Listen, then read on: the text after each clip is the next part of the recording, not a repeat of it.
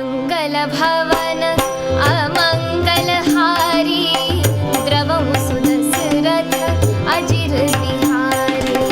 करहि जाई तपु शैल कुमारी, नारद कहा सो सत्य विचारी।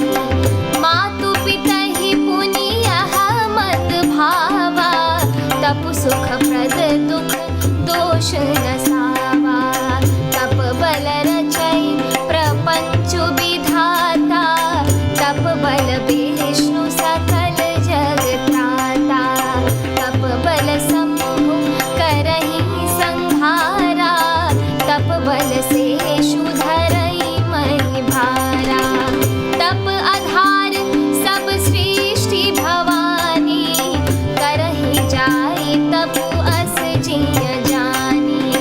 सुनत बचन विसमित महतारी, सपन सुनायउ गिरिहि हकारी। मातु पितहि बहु विधि समुझाई, चली उमा तपहित हर्षाई। प्रिय परिवार पिता अरु माता, भय विकल मुख आवन बाटा। मंगल भवन अमंगलहारी, द्रवहु सुदशरथ अजिर बिहारी। वेद सिरा मुनि आई तब, सबहि कहा समुझाई। पार्वती महिमा सुनत, रहे प्रबोधहि पाई। मंगल भवन अमंगलहारी, द्रवहु सुदशरथ अजिर बिहारी।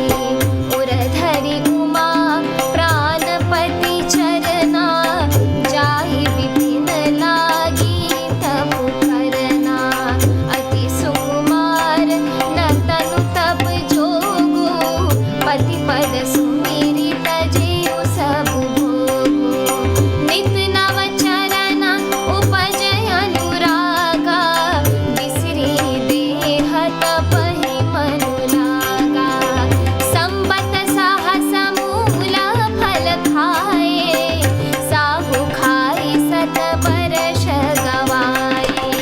कछु दिन भोजन बारी बतासा, किए कठिन कछु दिन उपवासा।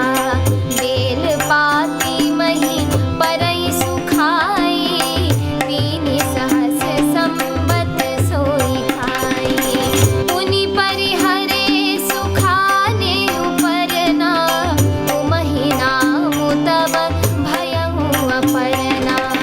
देखी उमहि तब खीन शरीरा, ब्रह्म गिरा भय गगन गभीरा। मंगल भवन अमंगलहारी, द्रवहु सुदशरथ अजिर बिहारी। भयउ मनोरथ सुफल तब, सुनु गिरिराज कुमारी। परिहरु दुसह कलेस सब, अब मिली हहि त्रिपुरारी। मंगल भवन अमंगलहारी, द्रवहु सुदशरथ अजिर बिहारी।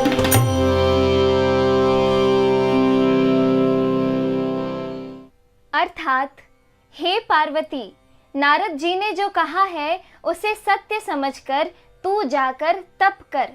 फिर यह बात तेरे माता पिता को भी अच्छी लगी है। तप सुख देने वाला है और दुख दोष का नाश करने वाला है। तप के बल से ही ब्रह्मा संसार को रचते हैं और तप के बल से ही विष्णु सारे जगत का पालन करते हैं।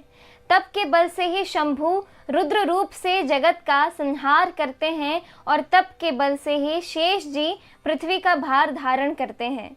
हे भवानी, सारी सृष्टि तप के ही आधार पर है, ऐसा जी में जानकर तू जाकर तप कर। यह बात सुनकर माता को बड़ा अचरज हुआ और उसने हिमवान को बुलाकर वह स्वप्न सुनाया। माता पिता को बहुत तरह से समझाकर बड़े हर्ष के साथ पार्वती जी तप करने के लिए चली। प्यारे कुटुंबी, पिता और माता सब व्याकुल हो गए। किसी के मुंह से बात नहीं निकलती। तब वेदशिरा मुनि ने आकर सबको समझाकर कहा। पार्वती जी की महिमा सुनकर सबको समाधान हो गया। प्राणपति यानी शिव जी के चरणों को हृदय में धारण करके पार्वती जी वन में जाकर तप करने लगी। पार्वती जी का अत्यंत सुकुमार शरीर तप के योग्य नहीं था, तो भी पति के चरणों का स्मरण करके उन्होंने सब भोगों को त्यज दिया। स्वामी के चरणों में नित्य नया अनुराग उत्पन्न होने लगा और तप में ऐसा मन लगा कि शरीर की सारी सुध बिसर गई। 1000 वर्ष तक उन्होंने मूल और फल खाए, फिर 100 वर्ष साग खाकर बिताए। कुछ दिन जल और वायु का भोजन किया और फिर कुछ दिन कठोर उपवास किए। जो बेलपत्र सूखकर पृथ्वी पर गिरते थे 3000 वर्ष तक उन्हीं को खाया। फिर सूखे पर्ण यानी पत्ते भी छोड़ दिए। तभी पार्वती का नाम अपर्णा हुआ। तप से उमा का शरीर क्षीण देखकर आकाश से गंभीर ब्रह्मवाणी हुई।